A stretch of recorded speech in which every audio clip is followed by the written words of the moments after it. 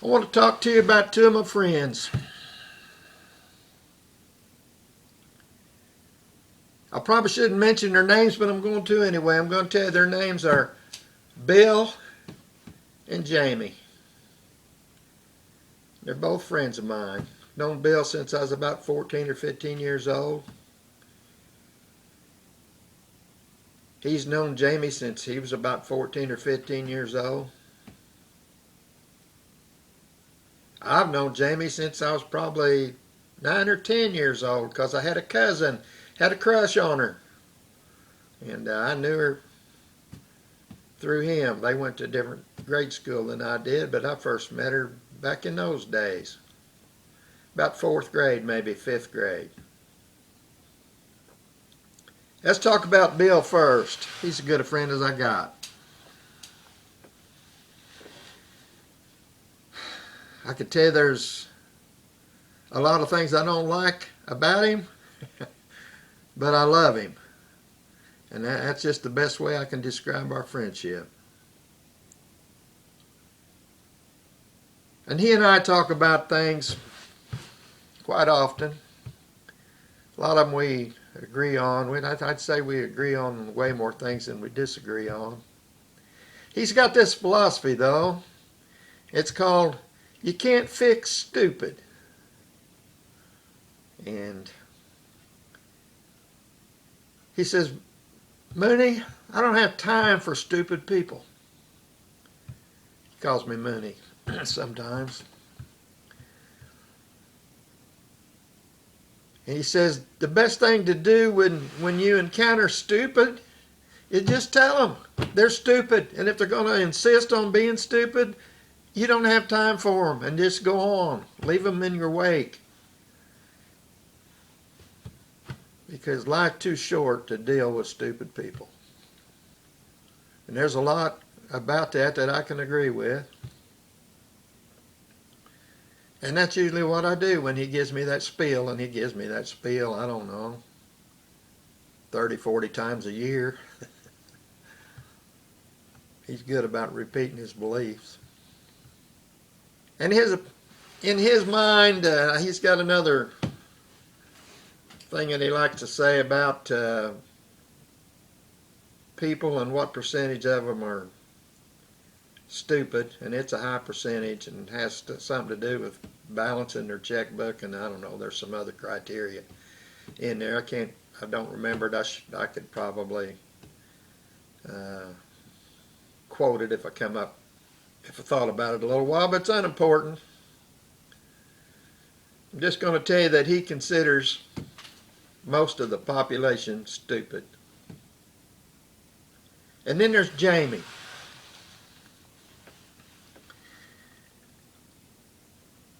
She is my friend among many friends.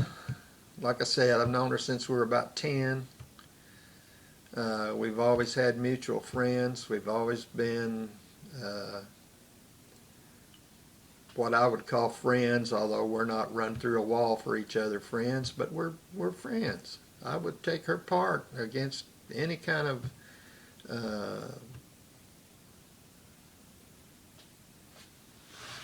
aggression or bad speaking directed at her. I would say, hey, wait a minute, she's my friend. I think she would feel that way about me. I think she would, if you said Luke Mooneyham, she'd say, yeah, he's my friend. She's very liberal. I knew her dad and worked with him, and my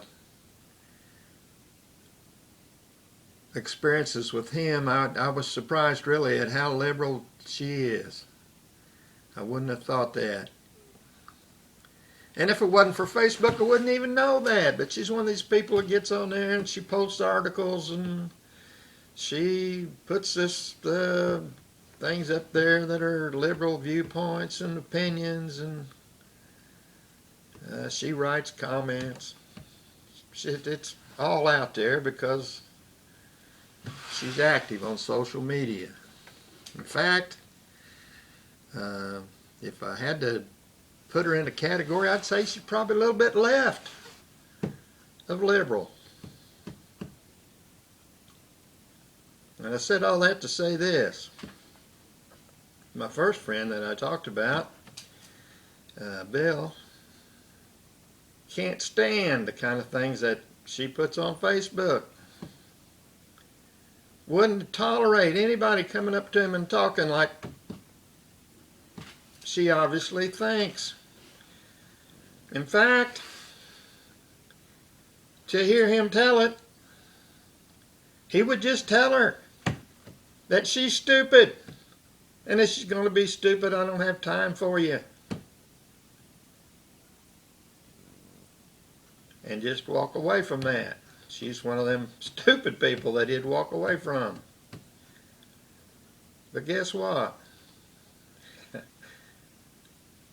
They've had a special friendship for a lot of years. They thought a lot of each other. So how did that happen? Well, I don't know how it happened, but they found a way for it to happen.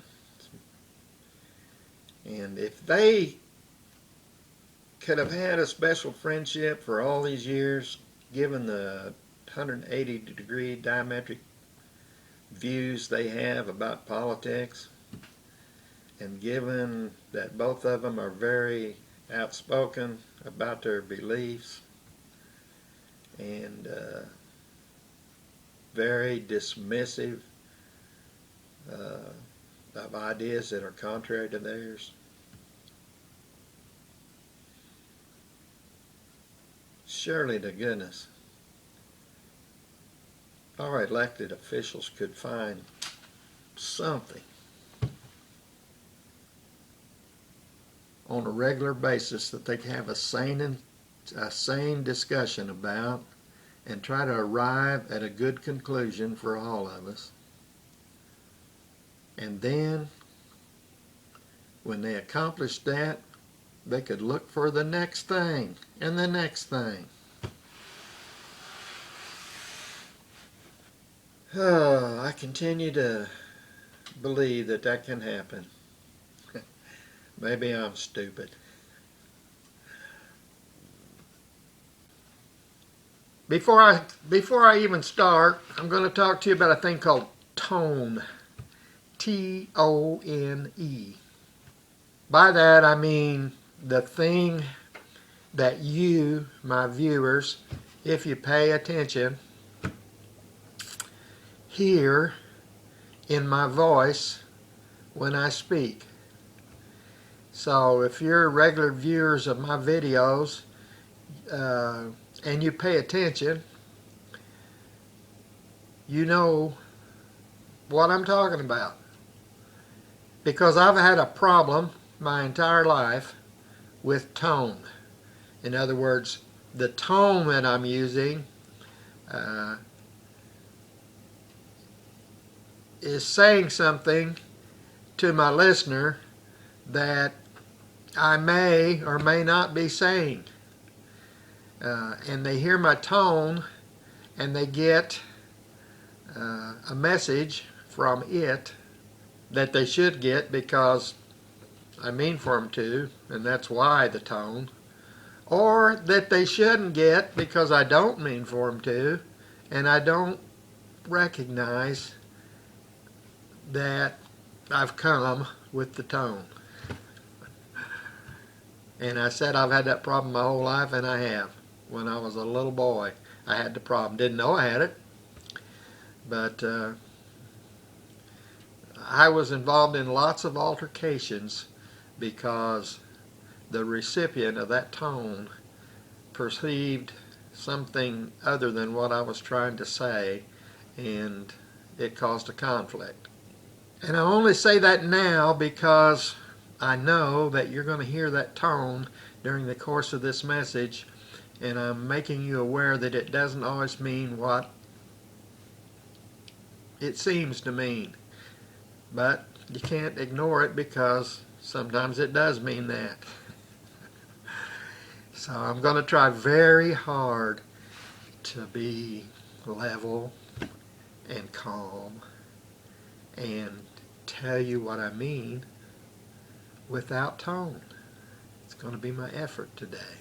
And because I've never been able to 100% do that, no matter how hard I tried, I'm going to fail again today, and you're going to have to deal with it. I had a friend, just a little sojourn. I had a friend, his name was Albert Bridwell. I met him when he was 70 years old, and I thought when I met him, this man is so old he might die before next week. Don't make any long-term plans with him. Yeah, I'm 3 years older than he was then. But I was about 30 and feeling like Superman in most of my endeavors, and I knew way more then about everything than I do now. Wasn't even smart enough to know I didn't know. And I met this man. He was a retired Church of God preacher, and by retired I mean he preached in the Church of God conference most of his life. And if you don't know what Church of God means, it means it's a denomination just like Baptist or Southern Baptist or United Methodist or Presbyterian or First Christian or all those kind of things. They're denominations.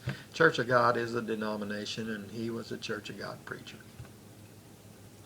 After he retired from that conference, being someone who preached at their churches, he continued to preach. He preached until he died, and he ministered to people until he died.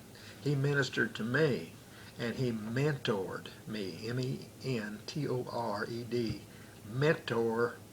He was my mentor, and we became very good friends, and he helped me immensely in my lifetime, and one of those special friends that I loved and miss.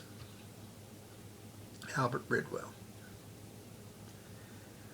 One time he and I were having a discussion.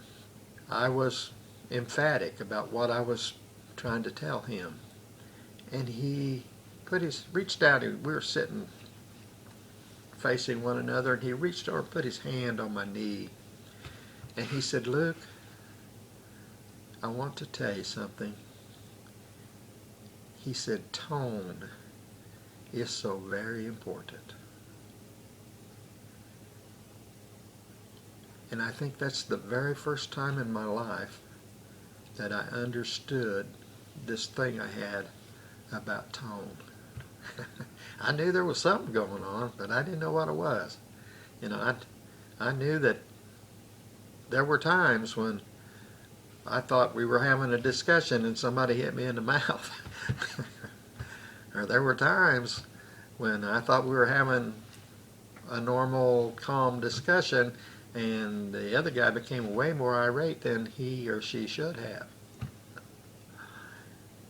And that particular day, Albert made me aware of my tone problem, and I wasted way too much time getting this video started and talking about that. But I didn't want you to know that, because I'm going to talk about a subject that's going to bring up my tone. I'm going to get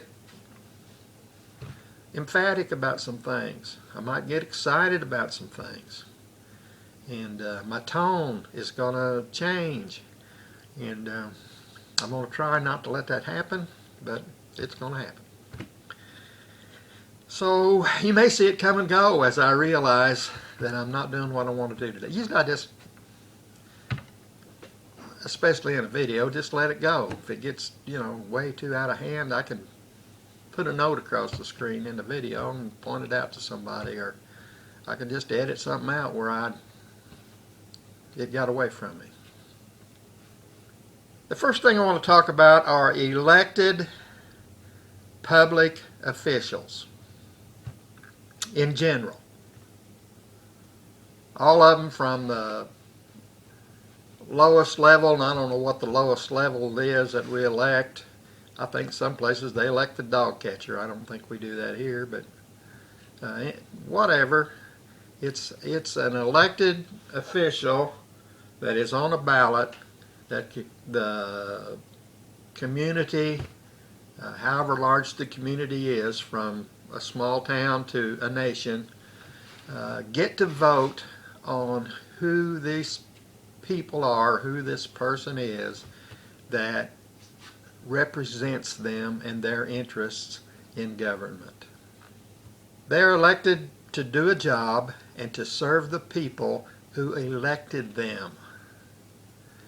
And when they don't do that job, or when they don't serve the people that elected them, then the government is designed in our nation to allow the people to replace them because they're not getting the job done.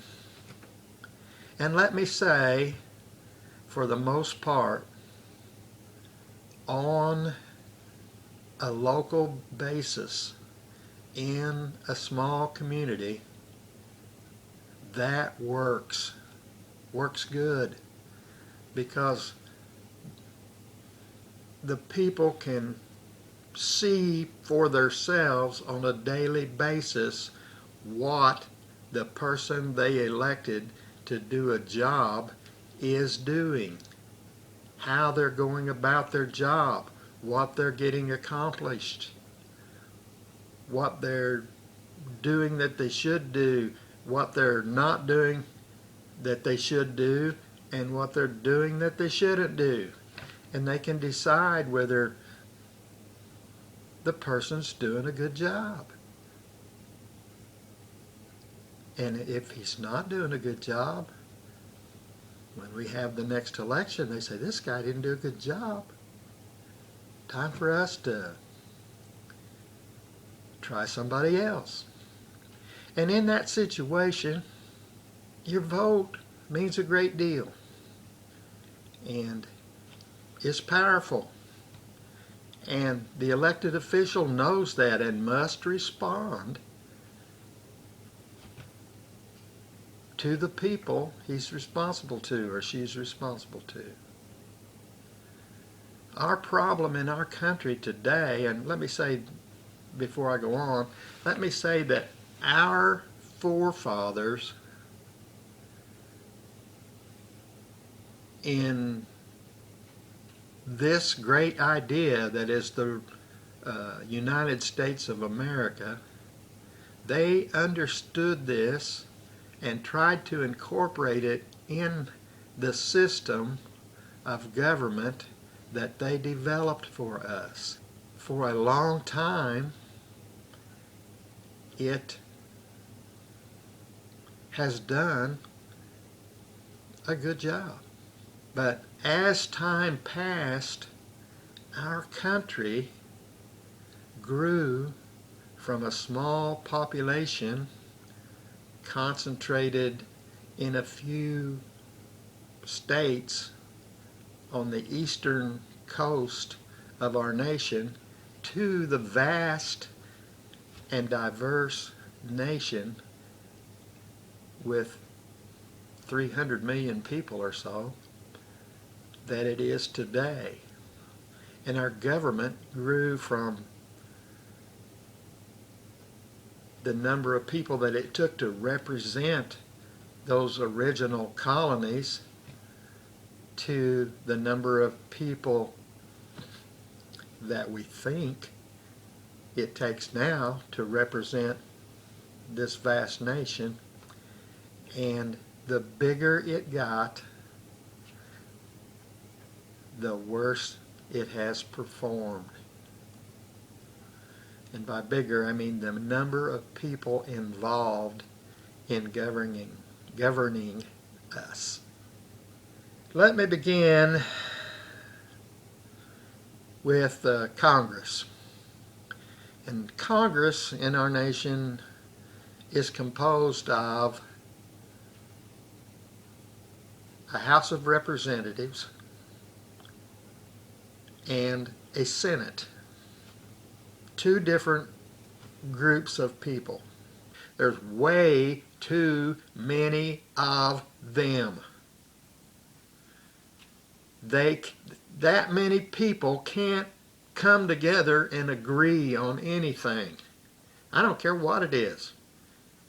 Let's talk I'm going to stop just a minute, and I'm going to point out to you that you just heard tone from me. And that tone probably meant what you thought it meant. I'm aggravated with them. Trying to go back to mellow yellow, not tone. That many people can't come to a consensus. That's a proven fact. Let's talk about the word consensus.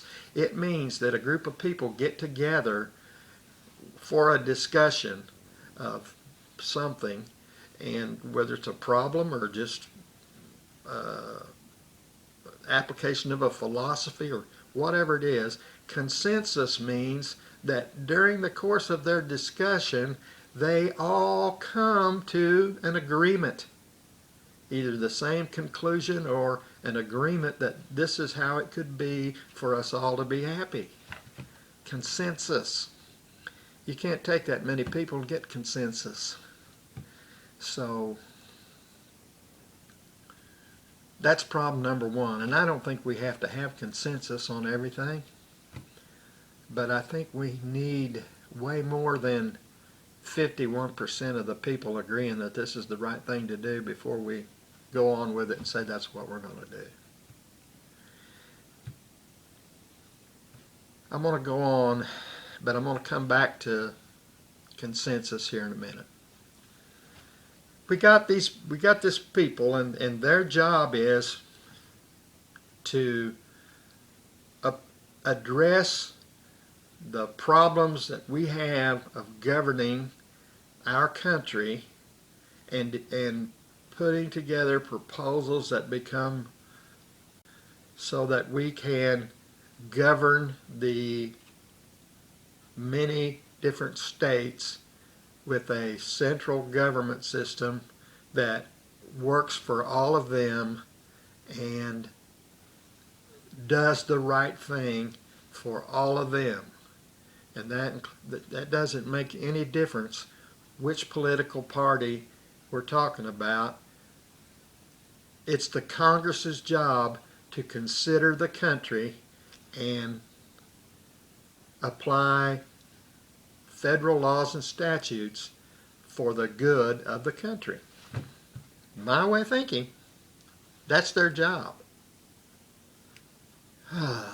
Only an idiot would look at what they do today and try to argue that they do their job. They don't do their job. They don't represent their country. Our system has gotten to the point where they represent self-interest groups that agree with their political philosophies. I did that without too much tone. Did you notice that? The Senate. The Senate is, for lack of a better word, I'm going to say they're the senior group. They're the experienced group. They're the seasoned, proven, mature, adults in the room group. There's fewer of them, 2 per state. And that makes their number 100. And they are to, once the Congress, the House of Representatives approaches a problem, comes up with a solution, gets it in the form that they think it will work and is best for their country, then they give it to the Senate to consider about how good a job they did, suggest improvements for it, and it's a process where they go back and forth. And let me say that all this thing that I said about the Senate is probably, in my way of thinking, that's what it originally was. It is anything but that now. Our senators, if you look at them, aren't the adults in the room always. Sometimes they are, sometimes they can be, but as we elect them, they're not even, you should have a proven record of a high level of government in your background before it's even eligible to vote for you. Because how can we know whether you're going to be one of the adults in the room if we don't have any place to look at where you've been at? And that's not true. We got senators that are young and never were anything else but whatever they were. They didn't even have to be involved in government. So, adults in the room, that's not what they are. This process is slow and cumbersome. Let me tell you something. Our founders intended for it to be slow and cumbersome and difficult. Why? Because they knew that too much government wasn't a good thing. They wanted a slow, cumbersome system because they wanted these people, the House of Representatives and the Senate, to take their time and get it right. And they wanted them to have to work at it because working hard and being diligent was necessary for them to do a good job. You got some tone again. It was quieter tone than my tone usually is, but you got some tone. I may cut loose in a minute and realize you have some tone so that we can talk about it. But you see what I'm saying? What has happened to us is this number has gotten so big that we can't get consensus. And I'm going to talk about consensus again just for a minute because I don't want you to think it's an impossible thing, even with large numbers, even with numbers so large that science says it's unreasonable for you to have consensus with this many opinions being introduced into it. These people, and here comes some real tone, these people, the ones I'm talking about, the Congress of the United States government, the House of Representatives, and the senators do reach consensus. Almost every session. You know what they reach consensus on?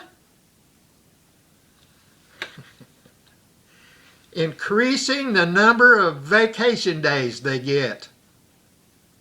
Increasing the amount of money they pay themselves. And increasing their health care and their retirement and other benefits. They reach consensus, or nearly unanimous consensus, on those issues time after time after time. Now there's some tone. That aggravates me no end. And it should aggravate you. They can agree when it's to their personal benefit.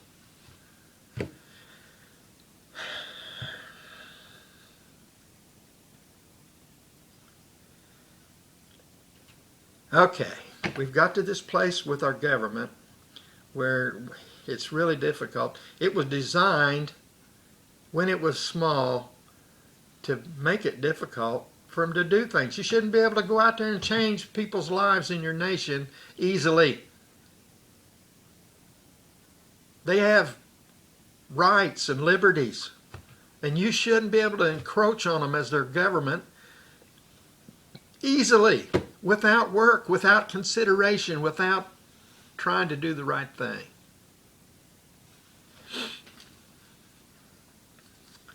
So it was designed to be hard to do. They have become so partisan, so self-serving, so bound up in their own philosophies and their own parties, affiliations, and loyalties, and abilities to get reelected that they can't get anything done. All right, I'm going to leave them for a minute, and I'm going to move up to the President of the United States. I'm going to remind you that this is Luke, the Hard Times guy, telling you what I think. It's not written in stone. It's not, you can't do a fact check and say, yeah, that is it. This is just, in my way of thinking, what the President of the United States' job is. I look at him as a coach of a huge, massive organization. And everything he does is for us to win. That's what coaches do. They want the team to win. They want who they represent to be the victors, the benefactors of all things good. So the President of the United States, in my way of thinking, should, number one, put the United States of America first. He's not the president of Peru in South America. He's not the president of some country in Europe, Germany, France. He's not the president of some other nation. He's the president of our nation. And he should want the best for our nation, our people. Seems like that would be tone. I gotta let some tone get in there. Seems like that would be easy to do. It seems like that would be simple for all of us to understand. We shouldn't be on the verge of a pay attention. It doesn't cost much.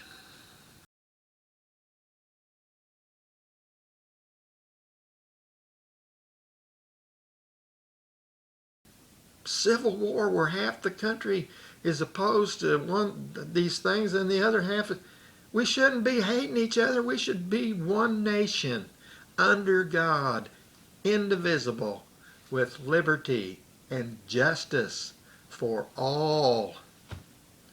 And the president is the guy who's supposed to be making that happen, working with these other groups to make that happen. And he has cabinet members, and he has all kinds of assistant coaches, all kinds of technicians and trainers and statisticians, and just any manner of assistance to help him and support him and to give him information that's good and sound and right. And he should be directing all of this for the good of the United States of America, to finish first, to win. And right at the top of that responsibility that he has is to get the Congress to work together for the good. I'm going to throw something else out right now. I'm not going to talk about it a great deal because I've already wasted too much time with all this. There's a thing called executive order, which lets the president bypass a lot of this. That is the lazy way out. It's a provision that's in there as an emergency. My way of thinking. For emergency situations where the country's in dire straits and needs something done faster than the cumbersome government we've designed to make things happen can work.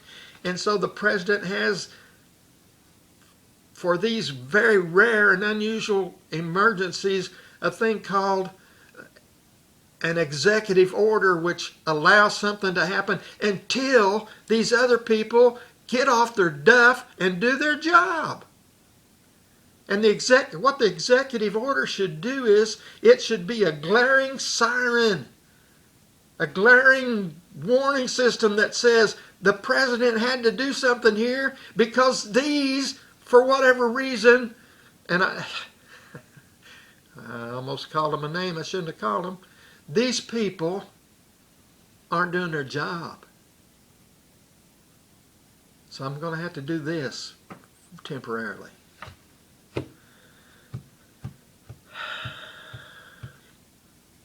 In short, it's the president's job to get the Congress and the other members of government to do their job. And it should be for the benefit of us, the citizens of the United States, whether we be Republicans or Democrats or whatever we be. Doesn't matter. We're all citizens of the United States. Now, this really doesn't matter. I mean, this is like, what I'm about to do right now is give you my way of thinking on one way to fix a lot of this. And you know what that'll get you? If you got $4 in your pocket, you can go to Starbucks and get a cheap cup of coffee, cheap by their standard, when you put it with this. If you don't have the $4, you're not gonna get the cup of coffee. And that, I live in a small town. I don't know what Starbucks coffee might cost in the city. Some of you are probably laughing at me being able to buy it. I don't think I've ever bought a cup of coffee at a Starbucks, so I don't really know what they cost.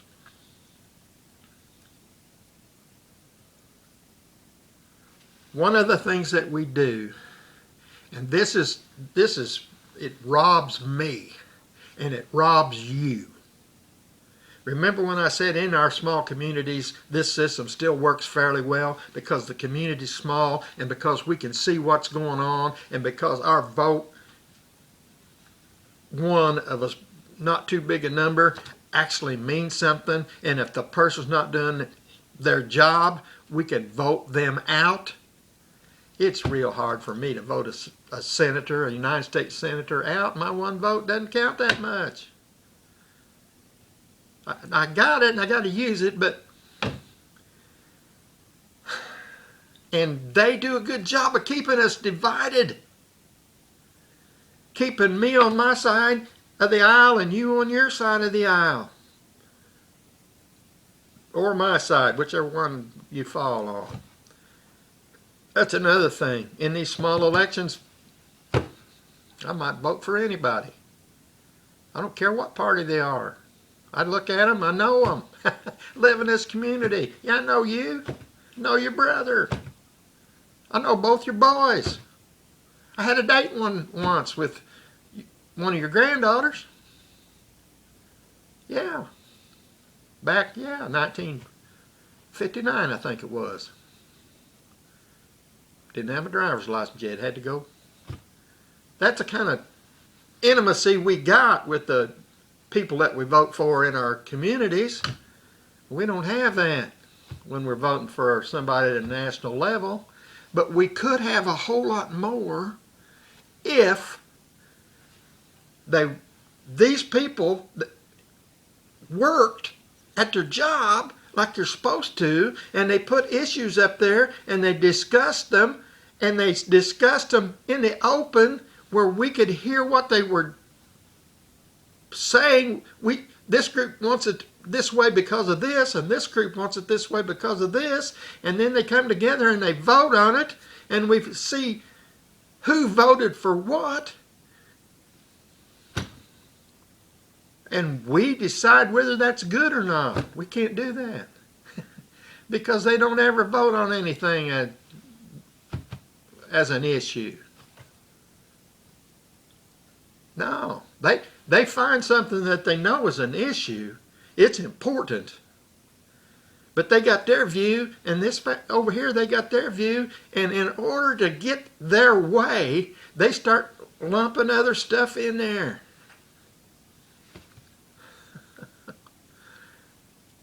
And pretty soon something that should take a page and a half to define, I should be able to understand it, you should be able to understand it, and we should know what they voted on, and then sit back and say, he voted for this and she voted for this, and know whether they're representing our interest or not.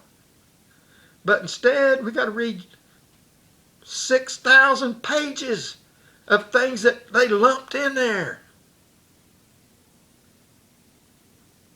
around a serious issue that we all cared about, or 3 or 4 serious issues that we all cared about. I don't know. They don't just limit it to one good thing. They try to get as much as they can in there, and then they put all this other junk in the recipe. And you know how many people sit down and read 6,000 pages of legislature to know what the person they voted for supported? Okay, just for a minute I want to talk to you about recipes. Or things that we put together as we're trying to make something. It could be a recipe for food, it could be a recipe for success in some endeavor. There's all kinds of recipes, but for the sake of this analogy, let's say we're talking about food, and I got a recipe for salmon patties. And man, it's a good one. It makes really good salmon patties. I like salmon patties. I got my own recipe that I just kind of conjured up from ingredients that I thought would work good. But there's lots of salmon patty recipes, and I like salmon patties made with a lot of different recipes. So let's start with salmon patties. Then let's get a recipe for, say, sweet potato pie, and let's put it out there. And then let's find a good cornbread recipe, and then let's get a homemade ice cream recipe. There's lots of them too, and they all work pretty good. Then how about some oyster dressing? Let's get an oyster dressing recipe. And I'm about to run out of things to think about, so let's just get a cookbook. Let's get the Full Gospel Church Ladies Aid recipe book, and let's just get 3 random recipes out of that and add them to this list. And finally, let's take half a pint of kerosene and a cup of Blue Diamond dog food. And let's put all those things together in a big vat and stir it up.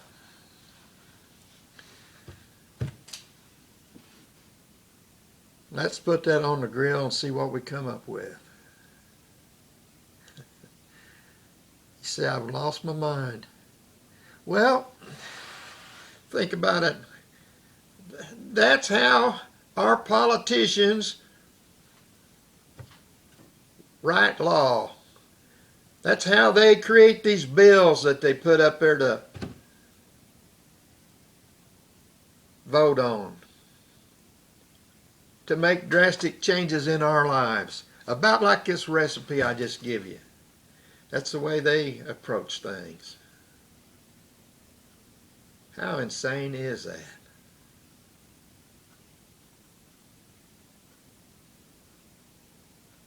Let's talk about a better way to do that. Nada! Zero! Zit! Nobody reads that! I would venture to say that there isn't a person, one single person in the entire 300 million of us that sits down and reads every word of a 6,000 page piece of legislature, including those people who put it all together for us and said, here it is. They didn't read it. They can't. They don't have time. So that one thing would give us more information about what these lazy sons of guns are doing, what these worthless, self-serving, get myself elected next time person is doing, if we just had a record of what they voted for, one thing at a time. We could go look at it, put it in alphabetical order, or we can go find it. What did this person vote for? How did this insane piece of legislation get to be law? Who voted for that? And they'll say, I didn't know it was in the bill. I didn't vote for that. I did it because we had to have. And they tell you what they had to have. That one thing, if they deal with things, one issue, one important, they say, I don't have time. My goodness, they do have time. If it isn't worth doing right, don't do it. How many of you heard that? I heard a lady from Appalachia say that this week. She said her pap always told her, if you don't have time to do it right, it ain't worth doing. And that's what I'm saying about this. Deal with it in a way that you got time to do it right. Deal with it in a way that the United States of America's citizens can see what you did and pinpoint how you did it, and they can say, I agree with that or I don't agree with it. And then I got more information about what's on your mind and whether I should vote for you again. There's too many of them. They don't do the job. They can't agree on anything except raising their own pay. They lie to us. They all lie to us. The ones on my side lie to me, the ones on your side lie to you, the ones on my side lie to you, and the ones on your side lie to me. They're a bunch of liars. They don't do what they say they're going to do. They don't even try to do what's right. You think they can't find something that's right for us and agree that it's right? They could. They didn't try to put 6,000 pages of something in one bill when they're arguing over one thing. It's life or death to me.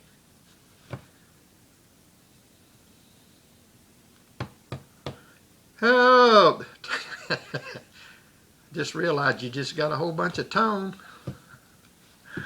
Well,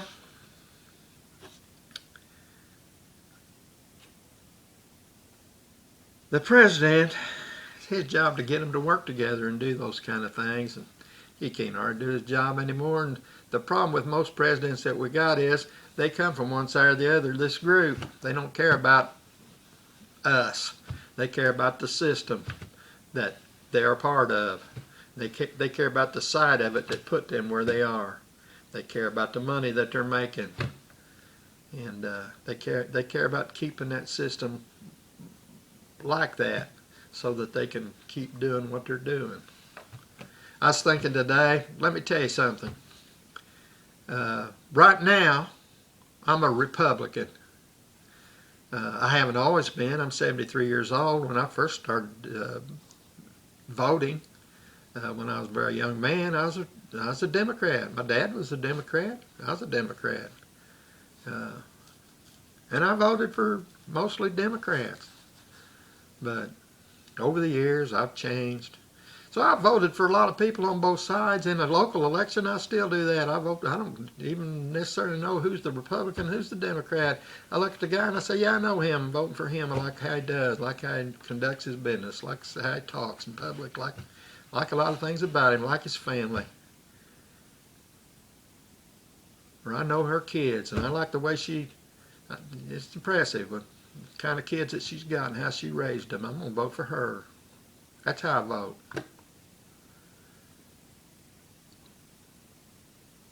And I was thinking today, I was thinking back and about some people, and I was thinking about senators, what I was thinking about. I was thinking about how many, I live in Indiana, how many senators can I even remember from my state in the last 50 years that I've been voting for? Those people. And how many of them actually did the kind of job that I wanted them to do? I mean, they're supposed to be the elite of the Congress, the adults in the room, I said, how many? And I'd come up with maybe three. Maybe three. Richard Lugar,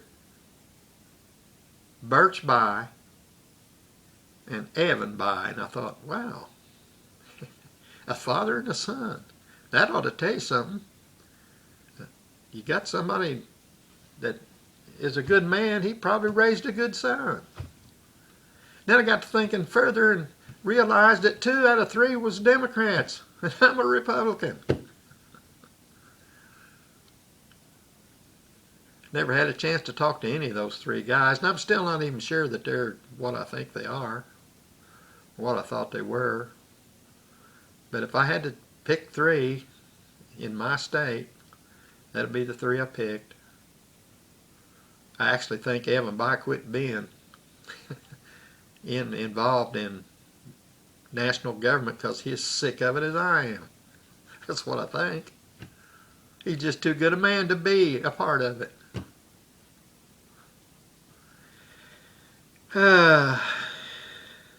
Didn't get where I was going to go.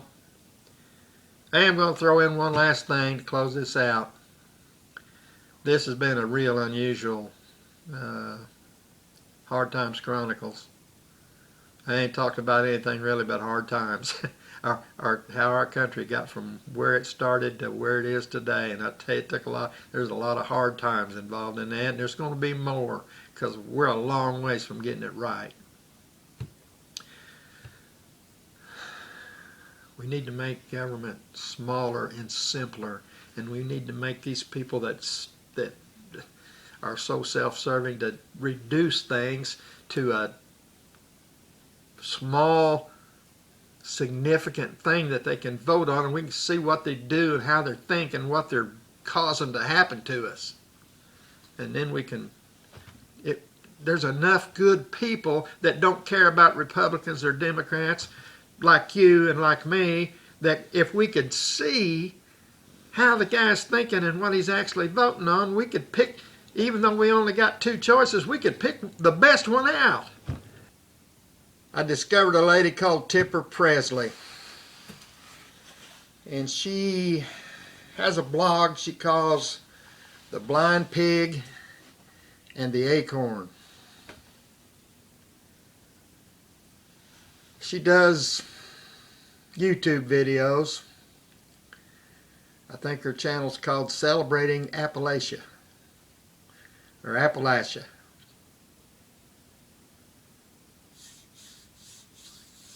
The other day I was listening to her and she was talking about making biscuits.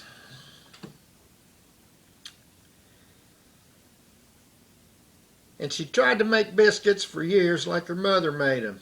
Or for a few years she tried to make them like that. After she got married, she was trying to make biscuits like her mother made them, and sometimes they turned out real good. And other times they weren't good at all. She messed them up somehow. So she was talking to her mother about this, and her mother gave her another recipe, one that I think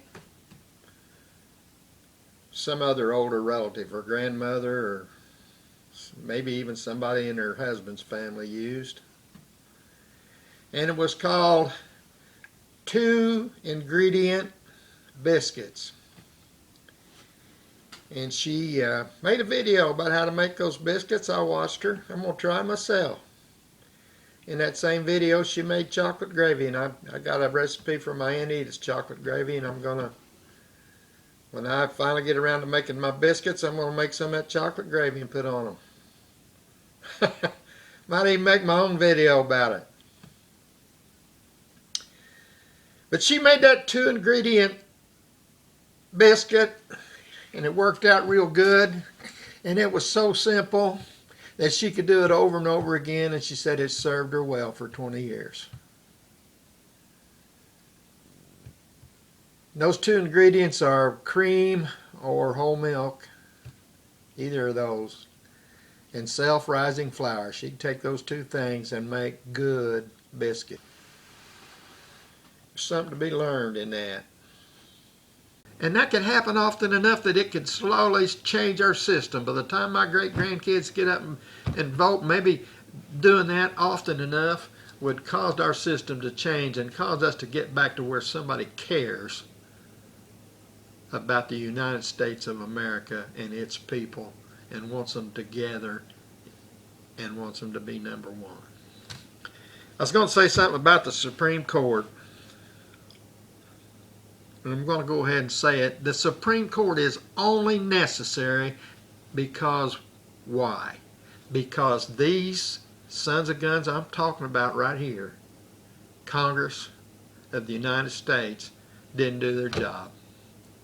The Supreme Court's role is to interpret law, and a 7-year-old ought to be able to interpret law. You ought to be able to say, here is the law, here's what happened, who broke the law and who didn't break the law. And it ought to be that simple. A 7-year-old ought to be able to say, this is right and this is wrong. And so the Supreme Court's job could be handled by a 7-year-old except for one thing. The laws are written so poorly that it takes a system of courts to determine what they mean. And in my way of thinking, that needs to be fixed too. And who does that fall? Is that the Congress? And who can point it out for us? The Supreme Court. But they can't do it either because they're divided by this same political divide to where what should be, in my way of thinking, a unanimous decision. You get the Supreme Court of your land looking at this and saying, what is the law? Was it followed? If we got 9 of them, it ought to be 9-0 most times. Maybe every once in a while, if it's a real hard case, 8-1, 7-2. But they're not deciding what they want the law to be, what they think the law should be. They're deciding what is the law as it's written. And they're supposed to be the smartest people we got. And the smartest people we got can't do better than 50%, 5-4, most times. Predictable along their political views, that's wrong too. Okay, there was some tone there too. I'm a hard times guy. I didn't ask you to subscribe today. Didn't ask you to like this video. Don't care whether you like it or not. I just got it out there. This is one of them videos I made for people that I care about. They can get this up there and they can say, this is what Dad thinks of the United States government. This is what Grandpa thought of the United States government. This is what my good friend thought about what's going on in his country today. And he told us he's a Republican, but he didn't have to tell us nothing. If I can't agree with what he said about these worthless, then they need to get it together and realize that this is the United States and we're all a part of it, and they should be doing what's good for all of us. And if that's too hard for them to do, they need to start simplifying it until they can say, we all agree on this one thing and make that a part of it. Let's put that over there because we got that out of the way finally after 45 years we've been arguing about that. Now let's look at this one. We've been arguing about this one for 98 years. All right, here it is. Here's the merits of it. And vote on that one thing. And pretty soon, if we know how they're handling that, one thing at a time or two things at a time or something we can understand and everybody can read and understand, we can get this thing right. Our vote can mean something. And then people that don't love our country, that don't want it to be the number one everywhere, that don't want us to be the winners, we can get rid of them and get some people that do want us to be winners.